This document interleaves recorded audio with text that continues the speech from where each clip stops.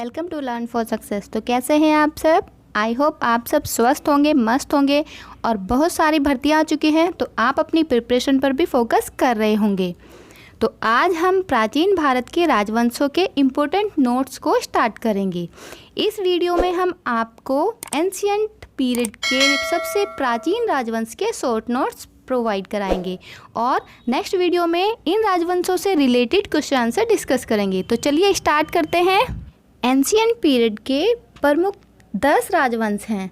सबसे प्राचीन वंश मगध एम्पायर को माना जाता है। मगध एम्पायर में 4 राजवंशों का विवरण दिया गया है।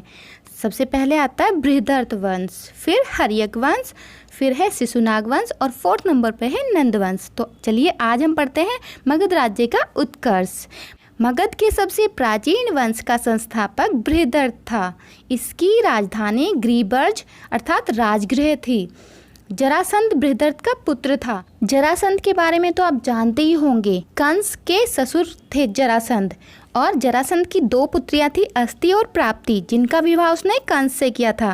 कंस कौन था ये तो सबको पता है ना। कंस श्री कृष्ण के मामा थे। श्री कृष्ण की सहायता से ही पांडव पुत्र भीम ने जरासंध को द्वंद्व युद्ध में मार दिया था। इस वंश का अंतिम राजा रिपुंजय था। रिपुंजय को उनके दरबारी मंत्री पूलक ने मारकर अपने पुत्र को राजा बना दिया।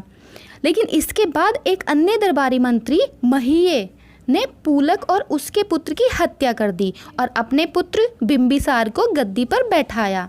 600 ईसा पूर्व में बृहदर्थ वंश को समाप्त कर एक नए राजवंश की स्थापना हुई। वो नया राजवंश क्या था? वो था हमारा हर्यक वंश। हर्यक वंश का संस्थापक बिंबिसार था। यह मगध की गद्दी पर 544 ईसा पूर्व में बैठा था। बौद्ध ग्रंथों के अनुसार हमें यह पता चलता है।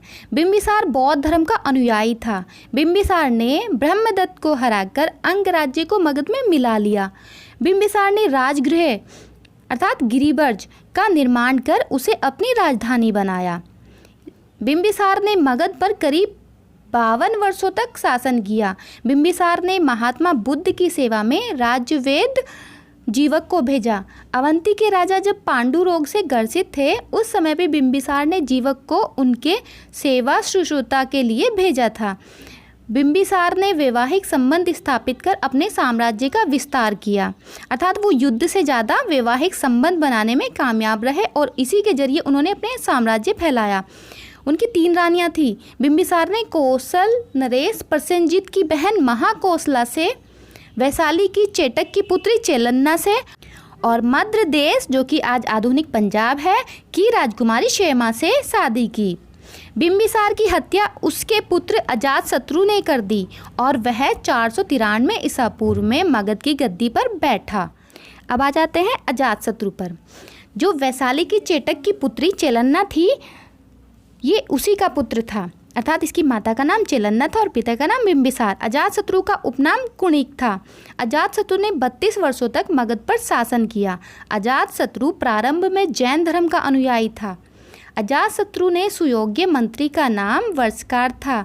इसी की सहायता से अजातशत्रु ने वैशाली पर विजय प्राप्त की। अजातशत्रु की हत्या उसके पुत्र उदयन ने 461 ईसा पूर्व में कर दी और उसके बाद वह मगध की गद्दी पर बैठा। अब पढ़ते हैं उदयन के बारे में। उदयन ने पाटली ग्राम की स्थापना की। उदयन भी जैन धर्म का अनुयायी था। हर्यक वंश का अंतिम राजा उदयन का पुत्र नागदशक था। नागदशक को उसके अमात्य शिशुनाग ने 412 ईसा पूर्व में अपदस्थ करके मगध पर शिशुनाग वंश की स्थापना की। यह हर्यक वंश का अंतिम शासक था। अब पढ़ते हैं शिशुनाग वंश के बारे में। शिशुनाग ने अपनी राजधानी पाटलिपुत्र से हटाकर वैशाली में स्थापित की और यही शिशुनाग वंश का संस्थापक था। कालाशोक, शिशुनाग का उत्तराधिकारी कालाशोक पुनः राजधानी को पाटलिपुत्र ले गया और कालाशोक को ही काकवर्ण भी कहते हैं, मतलब काकवर्ण भी कालाशोक का ही नाम है। आगे देखिए नंदीवर्धन। शिशुनाग वंश का अंतिम राजा नंदीवर्धन था। अब पढ़ते हैं नंद वंश के बारे में। महापद्म नंद वंश का संस्थापक महापद्म नंद था।